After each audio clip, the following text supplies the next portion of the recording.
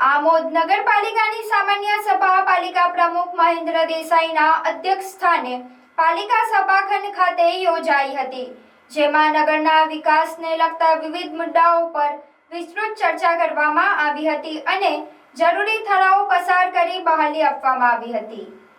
સામાન્ય સભામાં એક મહત્વના મુદ્દા તરીકે ગત સામાન્ય સભા ભર્યા વિના તેમજ ત્રિમાસિક હિસાબોને બહાલી આપ્યા વગર મુખ્ય અધિકારી દ્વારા મનસ્વી ખર્ચાઓ કરવામાં આવેલા જે ખર્ચ અંગે ચર્ચા કરાઈ હતી। આ મુદ્દે સર્વાનુમતે નિર્ણય લઈ પાલિકા પ્રમુખ, ઉપપ્રમુખ, કારોબારી અધ્યક્ષ, મુખ્ય અધિકારી તેમજ વિપક્ષી નેતાને સમાવતી વિશેષ કમિટીની રચના કરવામાં આવી હતી, જે કમિટી દ્વારા તમામ ખર્ચ અને સંબંધિત દસ્તાવેજોની વિગતવાર ચકાસણી કરવામાં આવશે।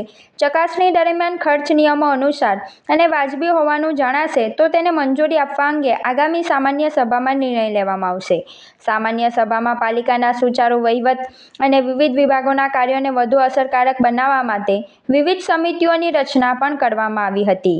આ ઉપરાંત સંસદ સભ્યની ગ્રાન્ટોના વિકાસ કામો સમયસર ઠરાવ નહીં થતા લાખો રૂપિયાની ગ્રાન્ટ પરત થઈ ગઈ હતી, ત્યારે લેસ થયેલી ગ્રાન્ટ પરત લાવવા માટે ભાજપના સદસ્યોએ તેમજ કાર્યકરોએ સંસદ સભ્યને ભલામણ કરી હોવાનું જાણવા મળ્યું છે। આ જે કંઈ ખર્ચા થયા તેનું મૂલ્યાંકન કરવામાં આવશે અને ત્યાર પછી નિર્ણય લેવામાં આવશે। એમ મુખ્ય અધિકારી ગયા ટર્મમાં હતા, અત્યારે મુખ્ય અધિકારી બદલેલા છે, નવું બોર્ડ બેઠેલું છે, એના કારણે અમે કમિટી બનાવેલી છે।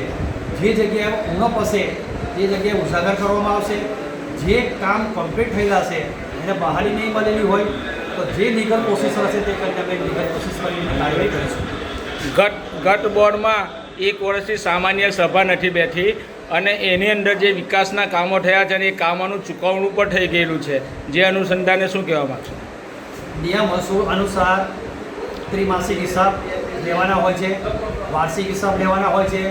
છેલ્લા 15 માસથી મિટિંગ ના બોલવાના કારણે એ ખર્ચોની મંજૂરી આપેલી નથી, પરંતુ અમે કમિટી બનાવીને એ જે ખર્ચ છે એનું નિરીક્ષણ કરવામાં આવશે અને એની આગળની કાર્યવાહી કરવામાં આવશે। છેલ્લો એક પ્રશ્ન છે કે સંસદ સભ્યોની ગ્રાન્ટ અને ધારાસભ્યની ગ્રાન્ટ જે પાછી ગઈ છે તે કયા કારણથી પાછી ગઈ છે?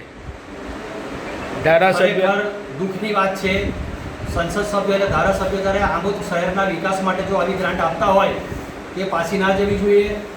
સંસદ સભ્યએ એમની ફરજ પૂરી કરેલી છે, ધારાસભ્ય એમની ફરજ પૂરી કરેલી છે, પણ નગરપાલિકાના બોર્ડમાં ઠરાવ ના થવાના કારણે, પ્રોસેસ ના થવાના કારણે એ ગ્રાન્ટ રિટર્ન થયેલી છે। પરંતુ અમે ભેગા બેસીને સંસદ સભ્ય અને ધારાસભ્યોને આ બાબતની અંદર જાણ કરવાના છે અને અમારા બોર્ડની અંદર એ કામ થાય એના માટે અમે ઠરાવ પણ કરેલો છે।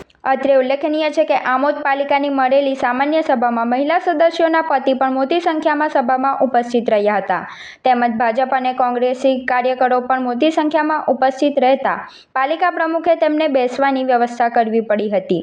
તો બીજી બાજુ આમોદ પાલિકાની સામાન્ય સભામાં ગત બોર્ડના ત્રિમાસિક હિસાબોની બહાલી આપવા બાબતે વિપક્ષી સભ્યો શાસક પક્ષ પાસે સલાહ માંગતા પાલિકા સભામાં અચરજ ફેલાયું હતું, તેમજ વિશ્વની સૌથી મોટી પાર્ટી ગણાતી ભાજપના સભ્યો અભ્યાસ કર્યા વગર આવતા ભાજપની ફજેતી થઈ હતી।